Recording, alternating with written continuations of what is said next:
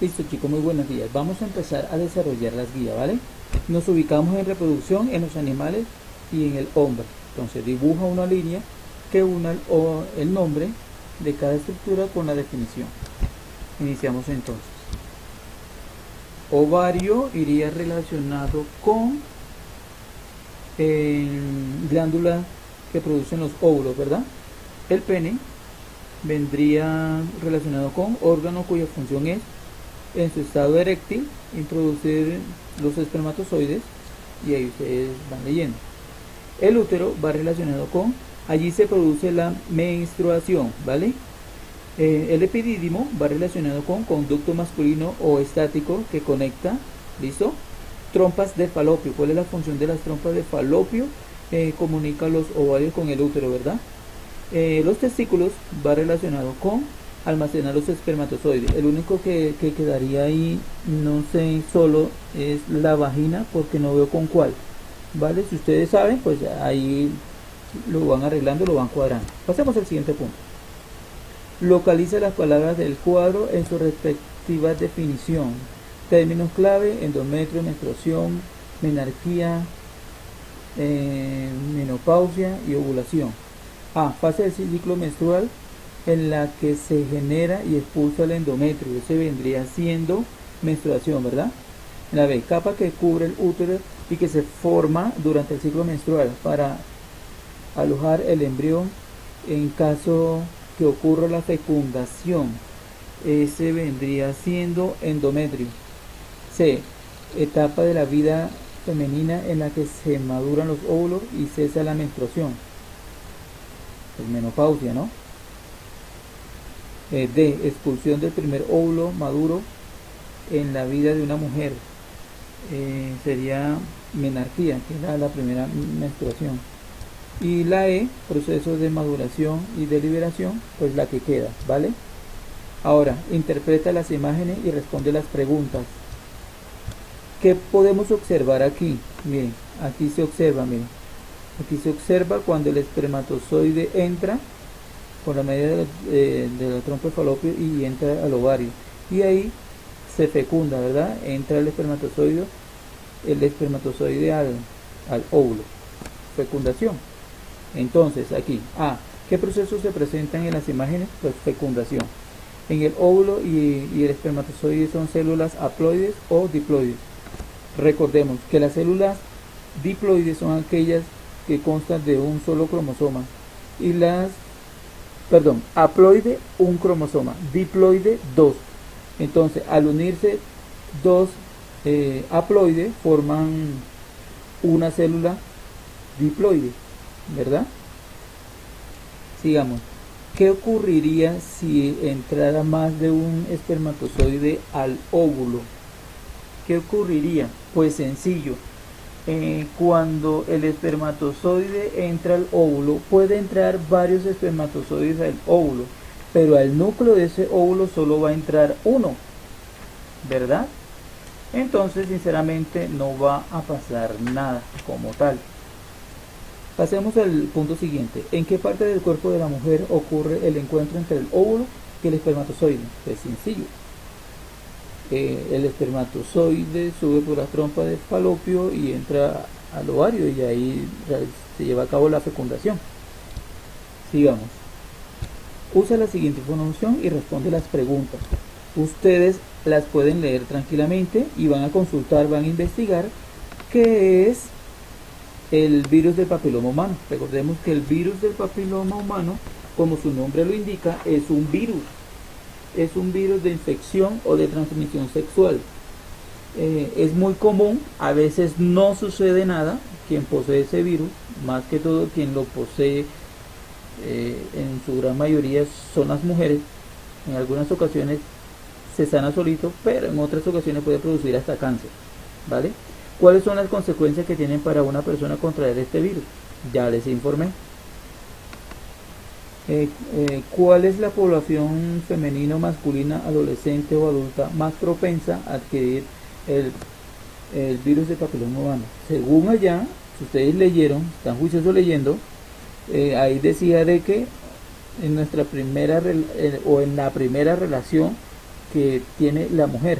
Entonces, si es primera relación, por lo general son jóvenes, ¿verdad? Femeninas, adolescentes. Sigamos entonces. En el punto 13 argumenta el método anticonceptivo más indicado para cada uno de los siguientes casos. Consulta la información que considere necesaria. Caso 1. En la Universidad de Santiago hay una campaña de salud pública que desea prevenir el contagio de una infección de transmisión sexual. Recomendación. ¿Qué tipo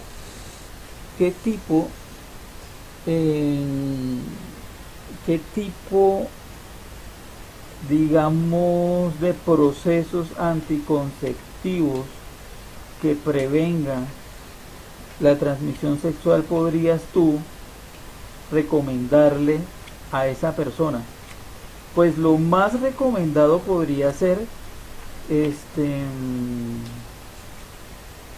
método de barrera, ¿verdad? Ese método de barrera nos habla sobre el condón, el diafragma y el dispositivo intrauterino, ¿verdad? Que entonces, como es de transmisión sexual, entonces no va a haber un contacto físico entre las dos personas. Y la advertencia vendría siendo de que ningún método anticonceptivo es 100% factible, porque el preservativo se podría romper, ¿verdad? Entonces, bueno, en el caso 2, Juan y María tienen 50 y 40 años respectivamente. Ya tienen 2 hijos y han decidido no tener más. María no desea tomar píldoras. ¿Qué recomendación le podrías dar? Hay un método que se llama el método quirúrgico. El método quirúrgico nos habla de la aplicación de sustancias que destruyen los espermatozoides o de hormonas que impiden la ovulación, como los espermaticidas o las píldoras. Ese podría ser, ¿verdad? No, perdón, ese es químico. El quirúrgico es el otro, porque el quirúrgico habla de cirugía. Entonces el quirúrgico vendría a ser, consiste en el corte y el cierre de estructuras implicadas en la producción, por ejemplo las trompas de falopio en las ligaduras de trompa o los conductos deferentes en la vasectomía. Ese sí podría ser para ella. El de los químicos no, porque ahí dice que ella no quiere tomar píldoras. Entonces más efectivo sería el quirúrgico, ¿verdad? ¿Y qué advertencia podría ser?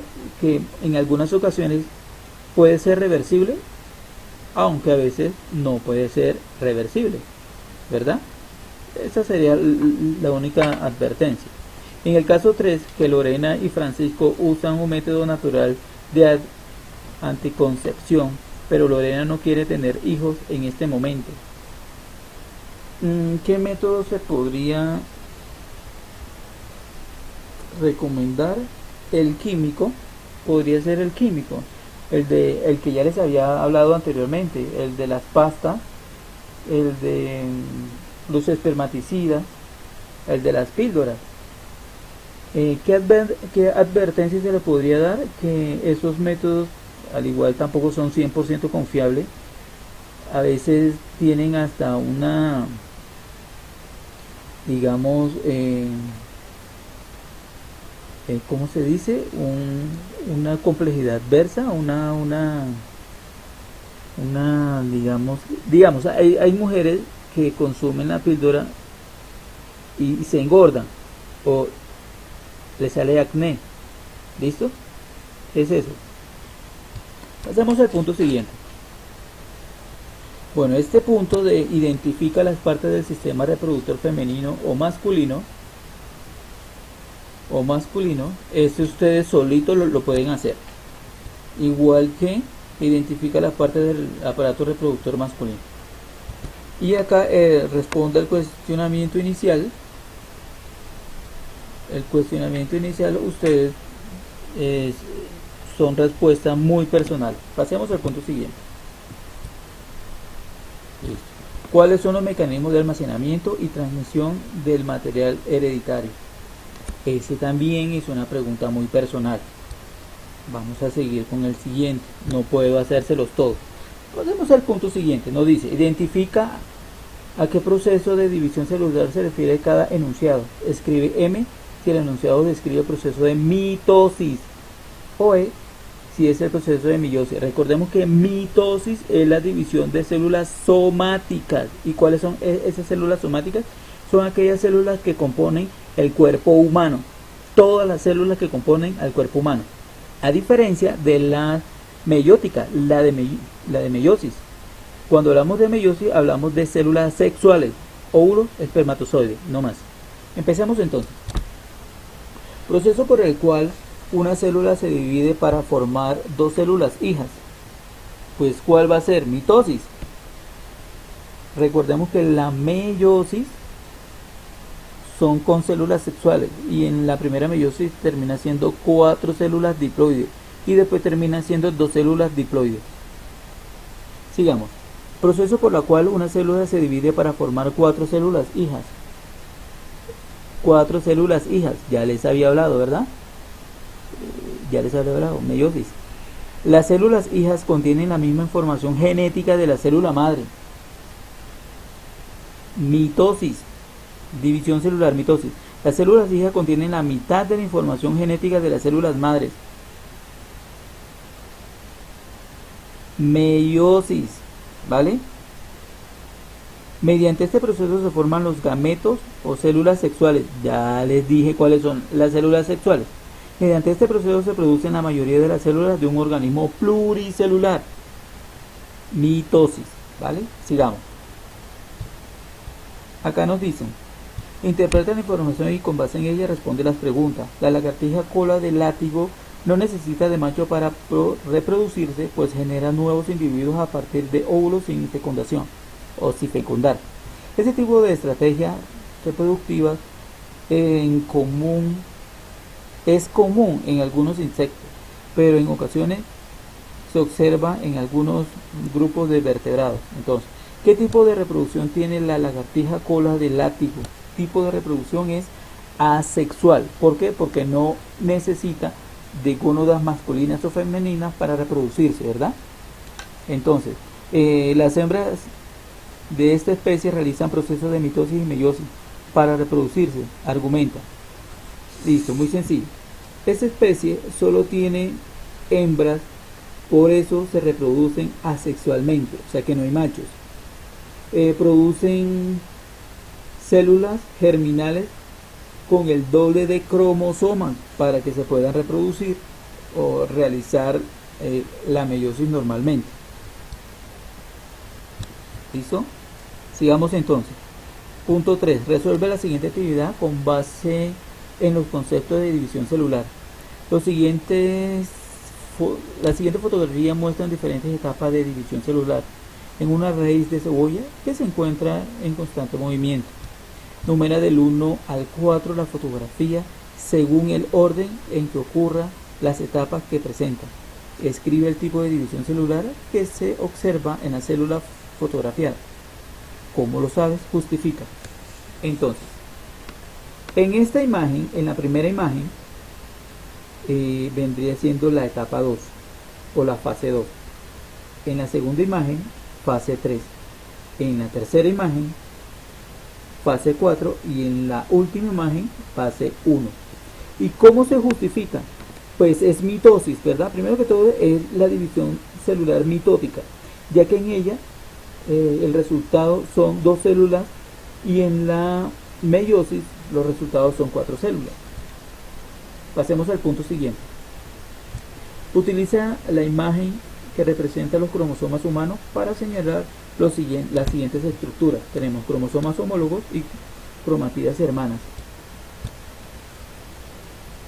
Entonces, ustedes van a consultar qué son cromosomas homólogos.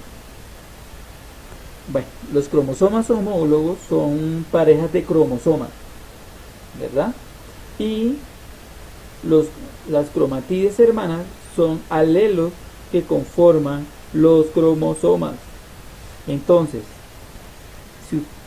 usted observa aquí en la A, en los dos primeros pares de cromosomas, vendrían siendo ¿qué? Homólogos. Homólogos. ¿Verdad? ¿Y cuáles serían cromatides hermanas? Solo un alelo. ¿Y qué es un alelo? Es cada, por así decirlo, palito que conforma el cromosoma. Recordemos que el cromosoma está conformado por dos palitos que forman una X. Entonces, un palito de eso es un alelo. ¿Listo? Entonces, es muy fácil. Aquí tenemos cromosoma X y cromosoma Y. X es el de la mujer, Y el del hombre. Sigamos.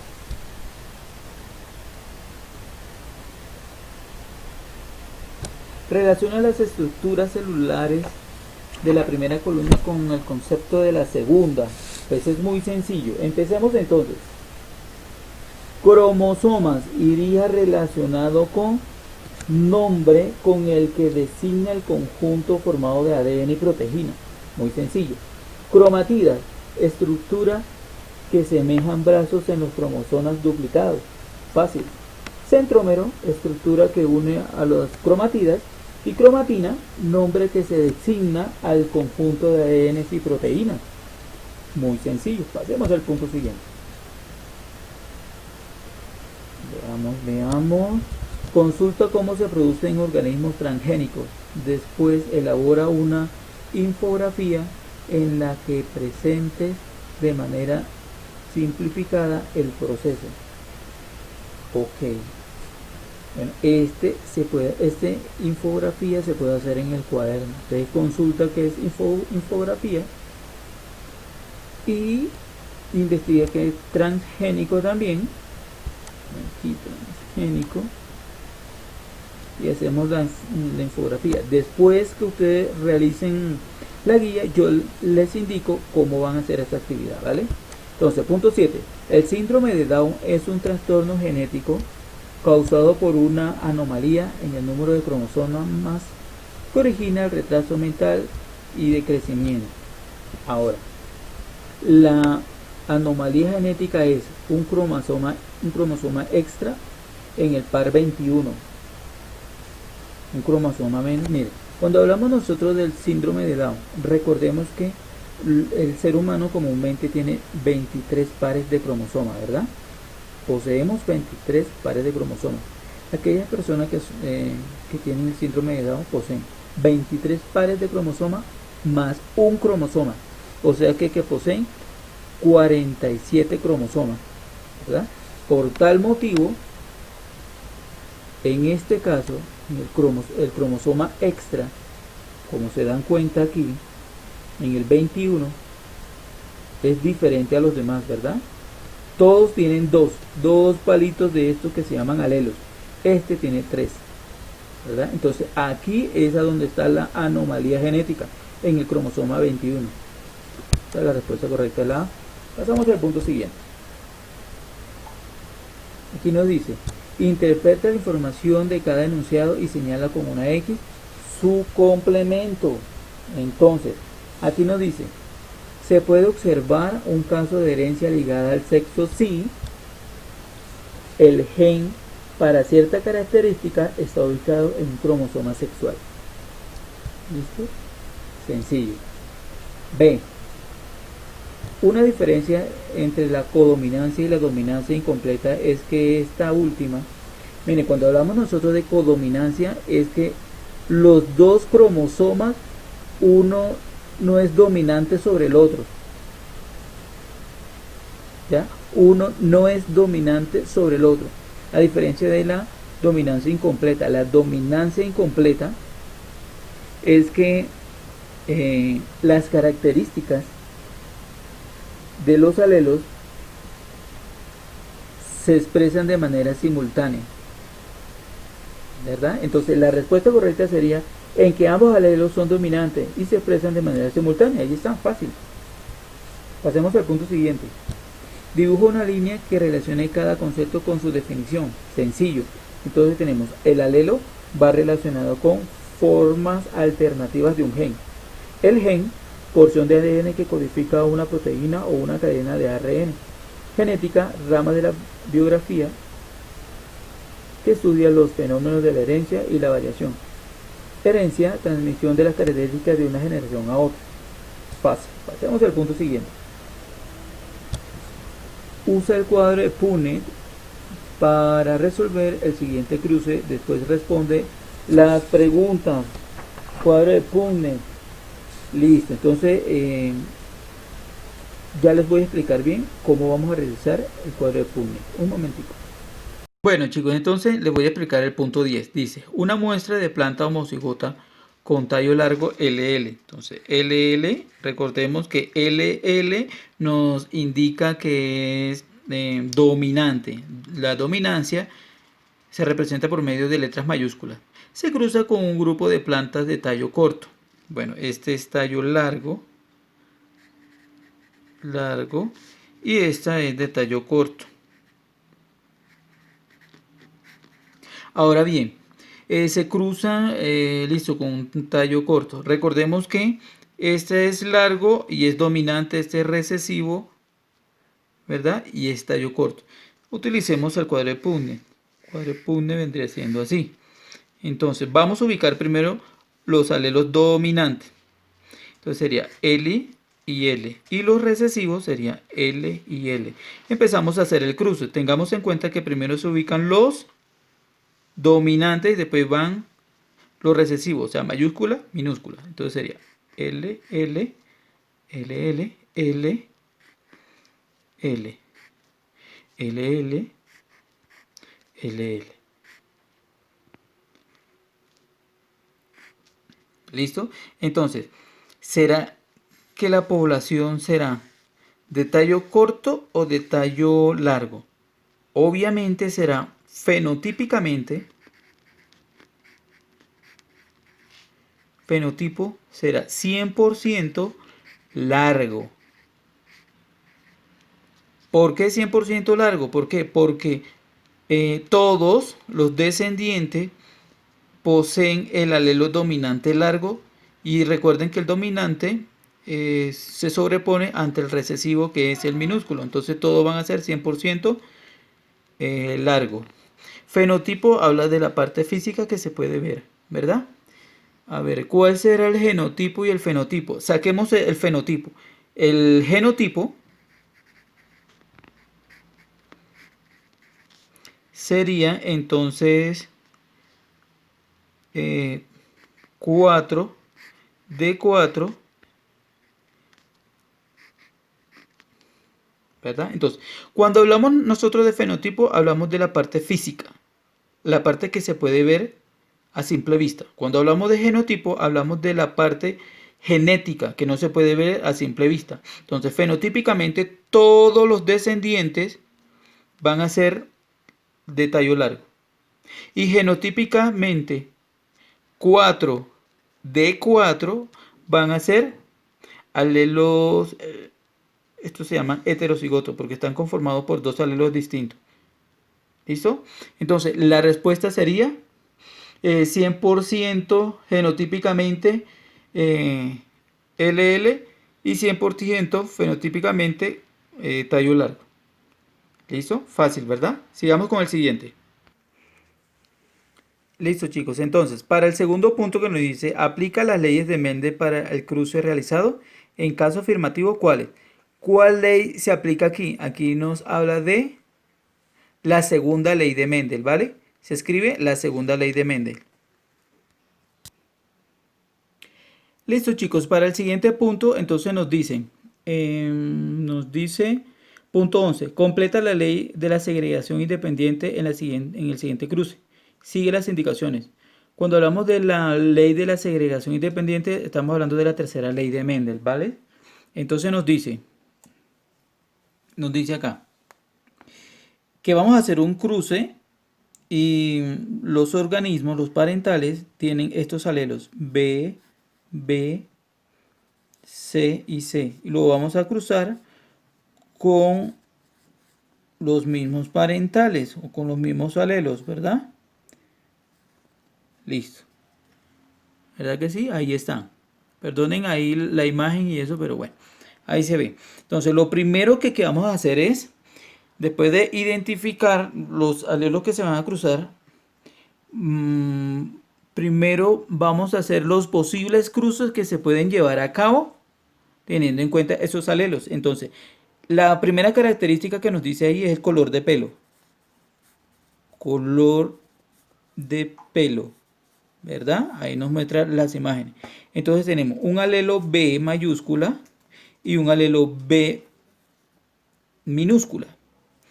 La siguiente característica nos habla de textura del pelo. Textura de pelo. Y tiene el alelo C mayúscula y C minúscula, ¿verdad? Entonces, B mayúscula es para el color de pelo gris. B minúscula es para el color de pelo amarillo. En la textura del pelo, ay, acá está, perdón. En la textura del pelo tenemos entonces, la textura del pelo tenemos C mayúscula que es para el cabello liso y C minúscula que es para el cabello crespo, ¿verdad? Listo, ahora, ¿cuáles serían los posibles cruces? Entonces sería, este se cruzaría con este, sería B, C, y este se cruza con este, entonces sería B, C minúscula. Otro cruce podría ser B con C, aquí lo tenemos, B con C mayúscula y B minúscula con C minúscula. B minúscula con C minúscula. Listo, estos serían, ustedes alcanzan a ver aquí, vendrían siendo los posibles cruces. Listo, ahora, ¿qué vamos a hacer? Vamos a colocar esos cruces, posibles cruces en la tabla de Punnett. Esta es la tabla de Punnett para la tercera ley de Mendel. Empecemos entonces, BC. Bueno, yo voy a pausarlo un momento para colocarlo y ya les muestro. Listo, chicos, miren, muy sencillo. Si pueden observar, listo. Entonces aquí, BC, BC, B mayúscula, C minúscula, aquí está. B minúscula con C mayúscula, aquí está. B minúscula con C minúscula, aquí está. Y los mismos que se ubican aquí de la misma forma, en su mismo orden, se ubican acá arriba. Miren, B y C mayúscula aquí están. B mayúscula y C minúscula. Listo, y empezamos los cruces. Muy sencillo, recordemos la regla. Siempre se va a colocar de primeras en los dominantes, o sea, aquellos que representan o se representan con letras mayúsculas. Empecemos entonces. Entonces, sería, empecemos B con B y C con C. Ahora, B, si yo empiezo a contar desde aquí, siempre voy a empezar a contar desde aquí. No es que empiezo a contar aquí y después empiezo a contar acá. No, siempre empiezo por un solo lado y termino por un solo lado. Entonces, B mayúscula con B mayúscula. C mayúscula con C minúscula.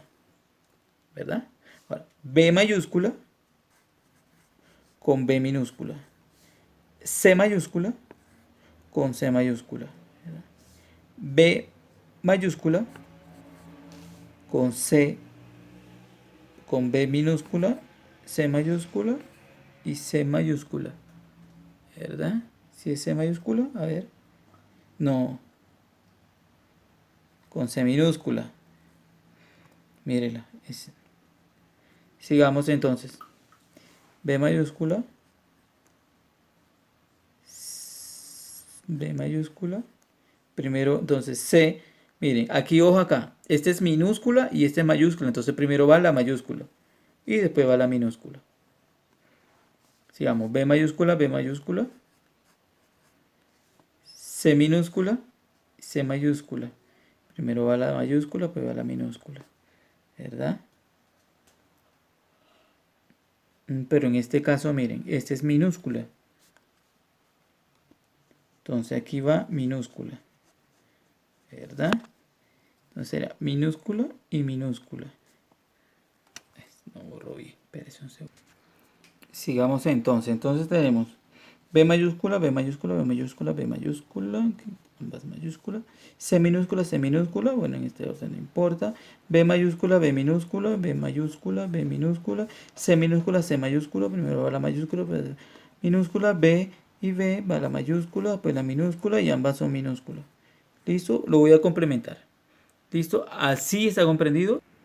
Y de esta forma nos va a quedar la tabla, mire, observen. De esta forma nos queda la tabla. ¿Ok? Ahora nos están preguntando, ¿qué alelo es dominante para cada característica? Muy sencillo. Entonces, la B mayúscula, que es para el color del cabello, ¿verdad? B mayúscula para el color del cabello, si no estoy mal, es el color gris. Y el dominante para el cabello crespo es la C mayúscula también. ¿Listo? Para el crespo. Esas serían las respuestas. Entonces, ¿qué porcentaje de la descendencia tendrá pelo amarillo y crespo? Sencillo. ¿Qué descendencia tendrá pelo amarillo y crespo? Entonces, todos aquellos organismos o descendientes que tienen la B mayúscula son de cabello amarillo. Todos estos que están aquí con B mayúscula son de cabello amarillo. Todos los que tienen B mayúscula son de cabello amarillo. ¿Verdad? Y ahora, ¿cuáles son los que son de cabello crespo? Todos los que tengan C mayúscula es cabello crespo. Entonces tenemos 1, 2, 3, 4, 5, 6, 7, 8 y 9. 9 descendientes son cabello amarillo y crespo. ¿Por qué? Porque los de amarillo y crespo son aquellos que tienen B mayúscula y C mayúscula. ¿Vale? Sencillo, ¿no? Listo, chicos, sigamos entonces. Revisa la siguiente información y con base en ella responde las preguntas. En los humanos, la falta de pigmentación es conocida como albinismo y es el resultado de un alelo recesivo A. La pigmentación normal corresponde a un alelo dominante A. Dos progenitores con pigmentación común sin albinismo entre sus descendientes tienen un hijo albino. ¿Cuál podría ser los genotipos de los progenitores del hijo albino? ¿Y cuál es el genotipo del hijo albino? Entonces, vamos a hacer el cruce, vamos a utilizar la tabla de Mendel para realizarlo, ¿vale? Listo, chicos, entonces vamos a mirar a ver entonces cuál vendría siendo el genotipo de los progenitores del hijo albino. Entonces ahí nos dan unas opciones. Entonces es muy sencillo. Lo primero que tenemos que hacer nosotros es identificar que siempre va a haber una raza pura que se cruzan entre sí, ¿verdad? Para que pueda expresarse en la segunda generación el alelo A recesivo. Por ejemplo, empezamos entonces. Entonces, los primeros padres serían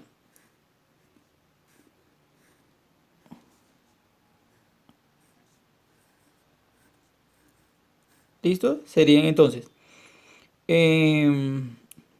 homocigotos dominantes y homocigotos recesivos. Si nosotros miramos el cruce, el 100%, bueno, se los voy a demostrar más bien, pero nos va a dar 100% heterocigotos, así, 100%. Se lo voy a demostrar. Entonces tenemos así. Entonces tenemos, empecemos otra vez, A dominante, A dominante, A recesivo, A recesivo. Hacemos el cruce, mayúscula, minúscula, mayúscula, minúscula, mayúscula, minúscula, mayúscula, minúscula. ¿Ya vieron? Mayúscula, minúscula, mayúscula, minúscula, mayúscula, minúscula. Entonces 100% genotipo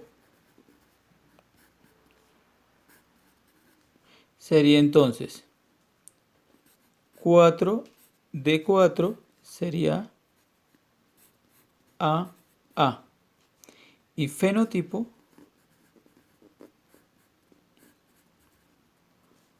100% sería normal.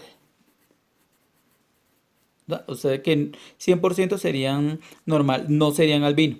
Ahora, esta es la primera generación, ¿verdad? En la segunda generación, entonces el cruce sería heterocigoto más heterocigotos.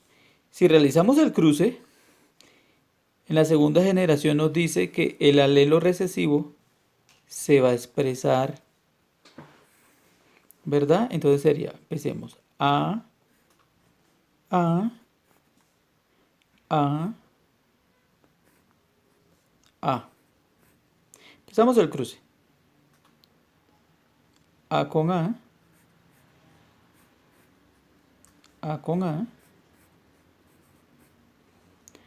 con A, recuerden, primero dominante, pues recesivo, A con A. ¿Listo? Y aquí está el recesivo. Se expresa en la segunda generación. Entonces, genotipo sería, mire, aquí tenemos este, entonces sería AA, ¿qué porcentaje sería? Sería 1 de 4, 1 de 4. AA sería 2 de 4, ¿verdad? Y el recesivo sería 1 de 4. Entonces, este vendría siendo el albino. Entonces, la pregunta es, ¿cuál podría ser los genotipos de los progenitores del hijo albino? ¿El genotipo cuál vendría siendo? Este, el del hijo albino. ¿Listo? Genotipo vendría siendo este. ¿Listo? Y ahora, ¿cuál es el genotipo del hijo albino? ¿Cuál es el genotipo del hijo albino? ¿Cuál es el genotipo del hijo albino? El genotipo del hijo albino vendría siendo este. Entonces, donde esté esta respuesta, ustedes la subrayan. Genotipo, este. Fácil, ¿no? Listo, chicos. Entonces vamos a resolver la guía del sistema nervioso. El sistema nervioso numera del 1 al 5 el funcionamiento del acto reflejo, luego responde las preguntas. Entonces, aquí sería 1, 2, 3, 4 y 5. ¿Listo? Entonces, va. La pregunta nos dice, ¿qué tipo de neurona percibe el estímulo? Pues las únicas neuronas que perciben el estímulo son las neuronas sensoriales, ¿verdad? En el B, ¿en qué lugar del sistema nervioso se produce la respuesta al estímulo? Los estímulos se llevan a cabo o se perciben en la médula espinal. C, ¿qué sucedería si las neuronas motoras tuvieran conexión con el órgano efector? Pues la idea principal es que reaccionen ante cualquier estímulo del ambiente. Reaccionan enseguida, en milésimas de segundo. Siguiente punto, bajemos a ver. Me pasé. Dice, observa la siguiente imagen y resuelve las actividades. El cerebro se divide en lóbulos y cada uno de ellos realiza funciones particulares. Bueno, esta es muy sencilla, esto ustedes son muy pilosos y la pueden hacer. Con base en la información anterior, colorea con el color indicado las zonas del cerebro que se activan cuando una persona ve una película color amarillo. Pues miremos acá, ve una película, o sea, visual, ¿verdad? Entonces vendría de color amarillo, vendría siendo el C, que vendría siendo esta parte de acá. El resto la hacen ustedes. Yo no puedo hacerle todo, ¿verdad? Entonces sigamos. Esta sí. Interpreta 5. Interpreta la siguiente información. El siguiente gráfico muestra cómo cambia el potencial de membrana a lo largo del tiempo cuando el impulso nervioso pasa por una acción de un axón. Entonces aquí tenemos potencial reposo inicial. Entonces cuando va a iniciar, cuando el sodio empieza a aumentar, ¿verdad? El sodio inicia el aumento, vendría siendo aquí, vendría siendo el 1. Entonces inicia aquí, ¿verdad? El sodio va a aumentar, vendría acá. Restablecimiento del potencial de reposo. Se restablece, ¿verdad? Entonces ya aquí descansó y se restablece aquí, en el 5, se restablece. Apertura de los primeros canales de sodio. Apertura de los primeros canales de sodio. Aquí está el reposo, apertura de los canales y empieza el potencial, ¿verdad? Aquí inicia el potencial en los primeros canales, aquí en el 2, que sería el 2. Cierre de los canales de sodio. El cierre de los canales de sodio es cuando empieza a bajar. El sodio ya subió, llegó a su cúspide, a la cima y baja. Cierra los canales. Vendría el 4 acá. Y por último, el potencial de acción originado por la apertura de muchos canales de sodio, pues el que queda, el número 3. Aquí es donde llega a lo máximo, ¿verdad? Como ya les había dicho anteriormente. El sodio llega a su potencial máximo. Pasemos al punto siguiente. Explica las diferencias que hay entre neuronas sensoriales y neuronas motoras, potencial de reposo y el potencial de acción, el cerebro y el cerebelo. Aquí me van a escribir eso. Ahí si no les puedo ayudar, ustedes consultan. Sigamos. Igual para esas, para los nervios craneales y los nervios espinales, craneales de cráneo, espinales de la médula espinal, sistema nervioso simpático y sistema nervioso parasimpático. Aquí tenemos. Completa el esquema. Para ello, escribe los términos del recuadro en los espacios correspondientes. Entonces, aquí podría ir el cerebro o el encéfalo, ¿verdad? Es un mamífero. En las glándulas en los mamíferos pueden ir tanto en el cuello como en las axilas, ¿verdad? Acá podríamos tener, podríamos señalar aquí la médula espinal, la médula que es una autopista por donde pasan los impulsos nerviosos, ¿verdad?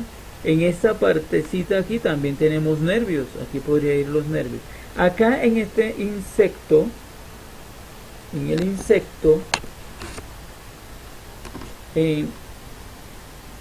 tiene ganglios craneales, aunque este es una autopista también de ganglios. Aquí también podría ubicarse el cordón nervioso. Y acá también podrían ir nervios, ¿verdad? Nervios, correcto. Pasemos al punto siguiente. Ordena las siguientes estructuras de menor a mayor complejidad o nivel de organización. Para ello, numera del 1 al 6. O sea, del más complejo al más simple.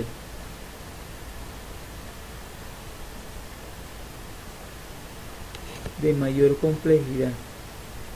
Entonces, el 1 vendría siendo ¿qué? El sistema nervioso anular. El 2, la red difusa. El 2, sí. El 3, el cordón nervioso.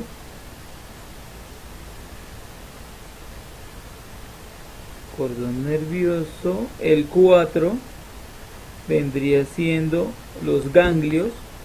Acá. El 5, las neuronas.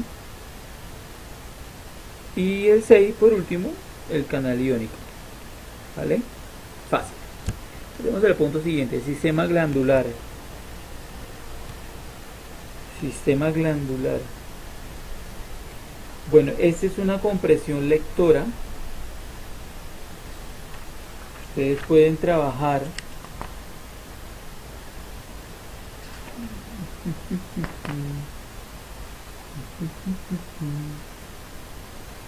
listo. Entonces vamos a trabajarlo, lo vamos a dejar hasta, vamos a ver qué sigue.